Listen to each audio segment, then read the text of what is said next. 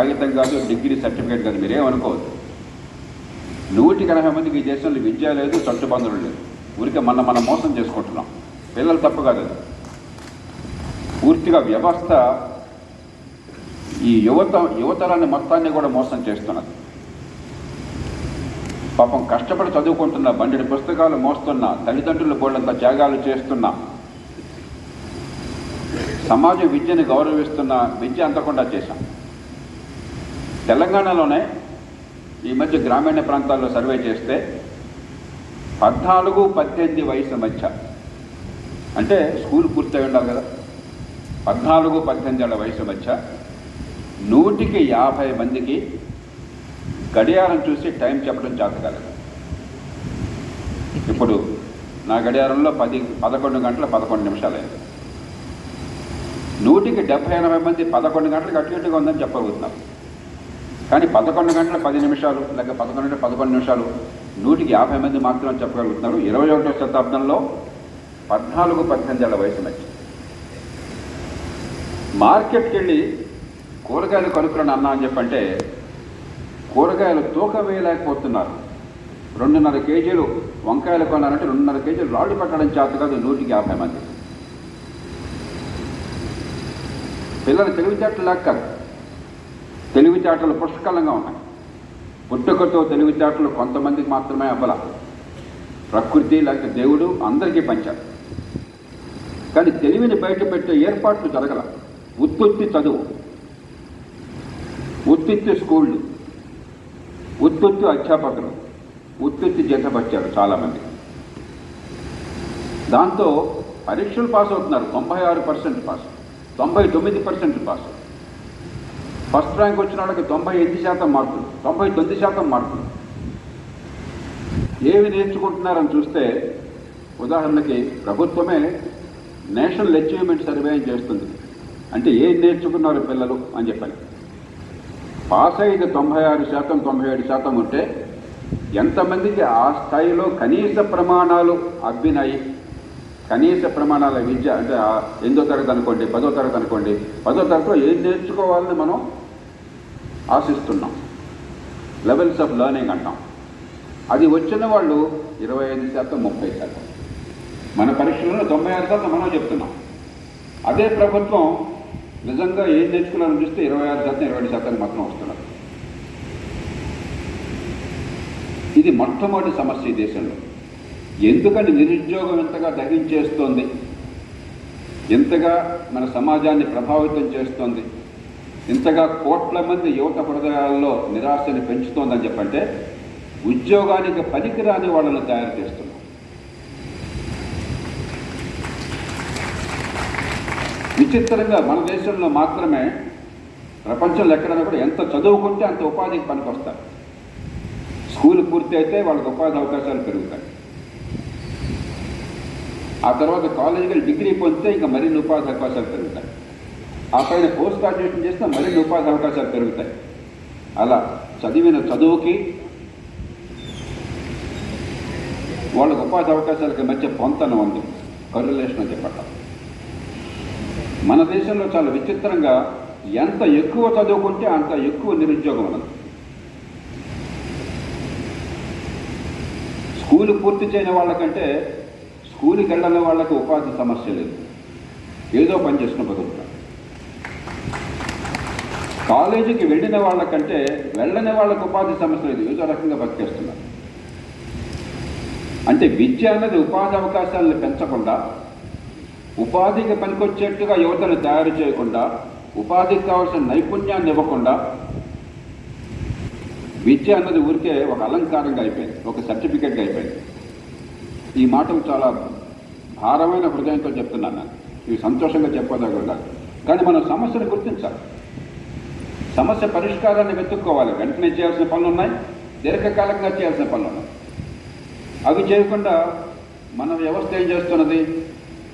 ఆంధ్రప్రదేశ్లో ఎన్నికలు ఏమిటి పెద్ద హామీ? Job calendar. ఏమి జాబ్స్? ప్రభుత్వ ఉద్యోగాలు. ప్రభుత్వ ఉద్యోగాలు ఎన్ని ఉంటాయి?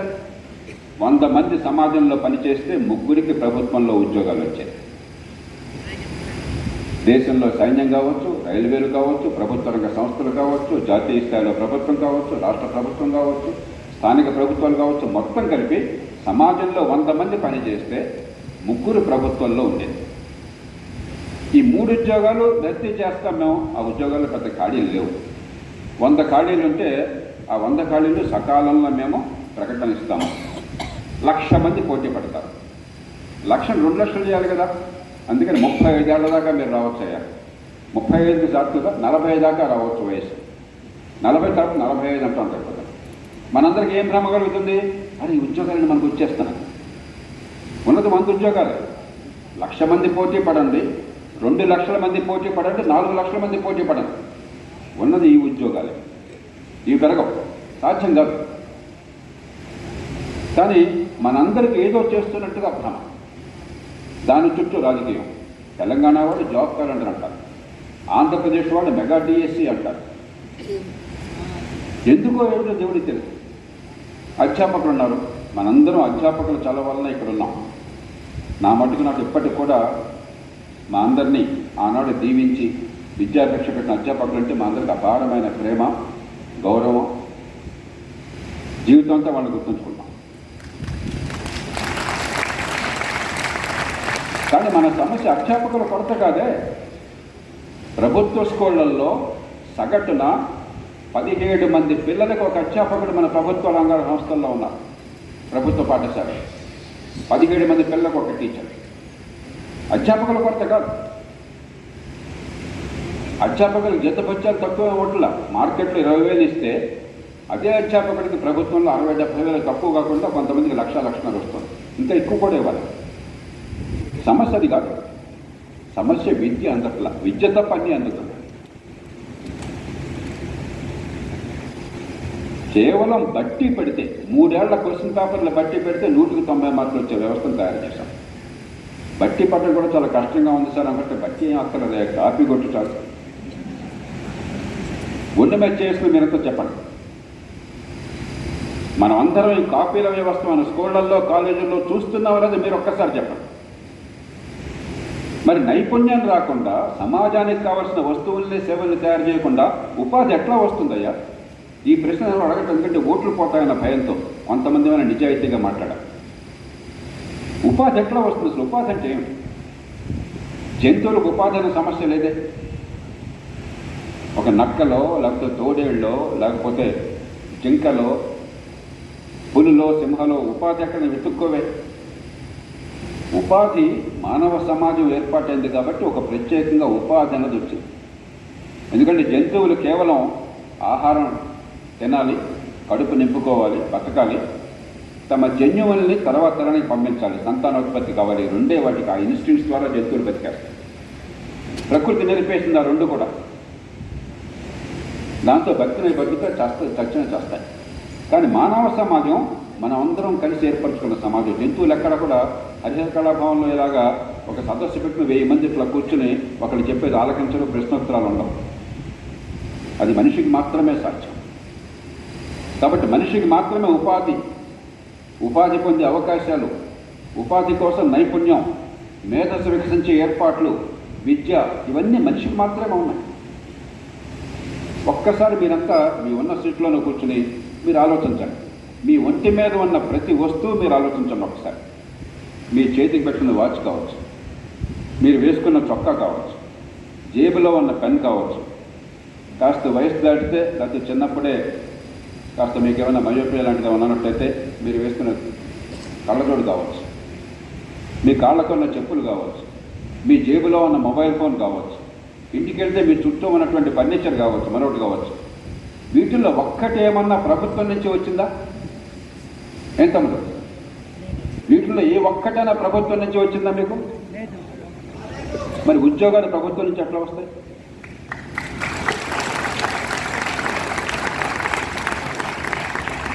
ఎక్కడ మనకు అవసరమైన పని జరిగితే, ఎక్కడ మనకు కావలసిన వస్తువుల్ని, సేవల్ని ఉత్పత్తి చేస్తే అక్కడ ఉపాధి వస్తుంది.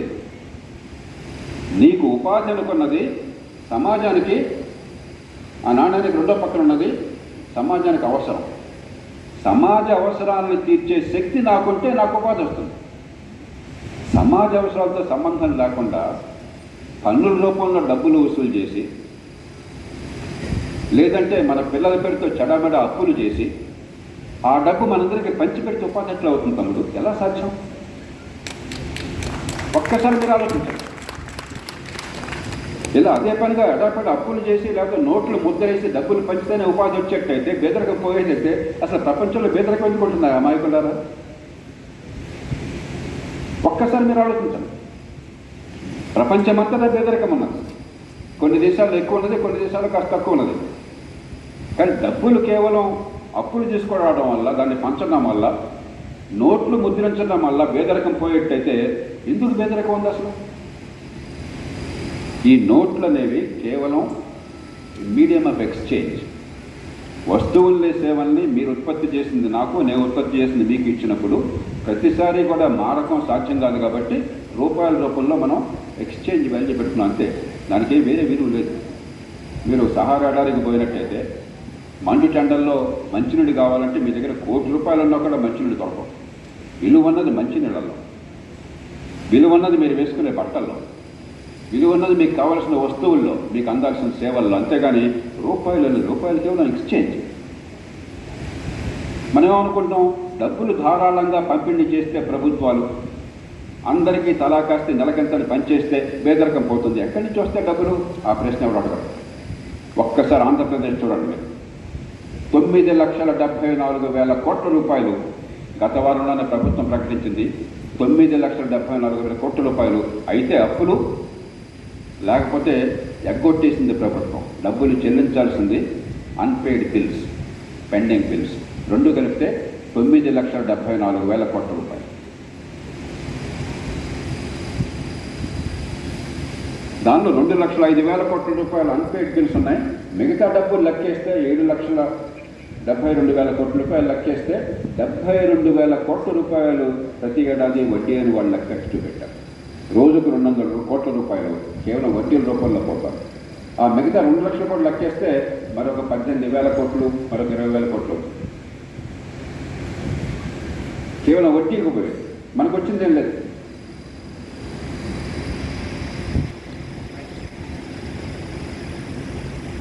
మొత్తం రాష్ట్రం స్థూల జాతీయ ఉత్పత్తిలో 67%, 3 వంతులు కేవలం అప్పులకు పోయింది. ఆ విషయంలో ఆంధ్రప్రదేశ్ జాతీయ రికార్డు సాధించింది. దేశంలో ఇంతవరకు ఏ రాష్ట్రం 67%కి వెళ్ళాల. మన నెంబర్ 1. ఒక్కసారి మీరు ఆలోచించారు. పరీక్షల్లో కాపీ కొడుతున్నాం. నేను మొన్ననే నీట్ పరీక్షలు మొట్టమొదటిసారి సుప్రీంకోర్టు తీర్పు వల్ల ఏ రాష్ట్రంలో ఎంతమంది నీటికి సెలెక్ట్ అవుతున్నారు, ర్యాంకులు ఎంత వస్తున్నాయో చూశాను. నాకు టేబుల్ మిత్రుడు డాక్టర్ శ్రీనివాస్ విద్యలో చాలా పనిచేస్తున్నాడు. లోక్సత్తా ప్రభావం వల్ల కార్యకర్తలకు చాలా కాలం చేస్తున్నాడు. చూపెడితే నిఘాంతపోయాను. ఇప్పటిదాకా నేనేమనుకున్నానంటే, మనకున్న రకరకాల కోచింగ్ ఇన్స్టిట్యూట్స్, పోటీ పరీక్షల్లో మనకున్న ప్రావీణ్యం వల్ల, మనకున్న తపన వల్ల మన వాళ్ళు ఇండియాలో నెంబర్ 1 అనుకుంటున్నాను నేను. ఇప్పుడు అర్థమైంది ఎంత అధ్వాన్నంగా ఉన్నామని చెప్పాను. ఎందుకంటే పునాదులు లేవు. బట్టి పట్టడం, కాపీ కొట్టడం, నైపుణ్యం లేని విద్య,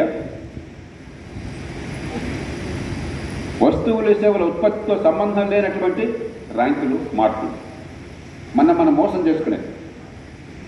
దానికి తగ్గట్టు మన పూర్తిగా మోసం చేసేటువంటి రాజకీయం.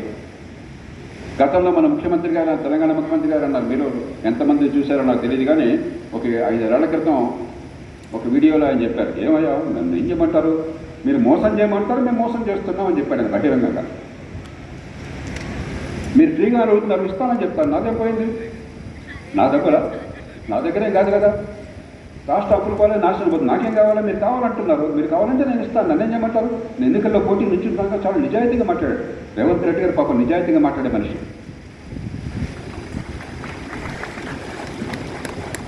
అయినా మనం వింటాం. కాబట్టి నేను మొట్టమొదటి మీ అందరికీ చెప్పదలుచుకున్నది కొంచెం కఠినమైన వాస్తవాలు చెప్పాలి. ఉపాధి వచ్చేది నైపుణ్యం నుంచి. సమాజంలో 10 మందికి కావాల్సిన వస్తువుల్ని, సేవల్ని ఉత్పత్తి చేయడం ద్వారా, లాటరీ వల్ల కాదు, దోపిడీ వల్ల కాదు, పని లేని నెల జీతాల వల్ల కాదు, ప్రభుత్వం నెలలా డబ్బులు పంచిపెట్టడం వల్ల కాదు. ప్రభుత్వాన్ని మనం పోషిస్తున్నాం, వాడేవాడు మన పోషించడానికి.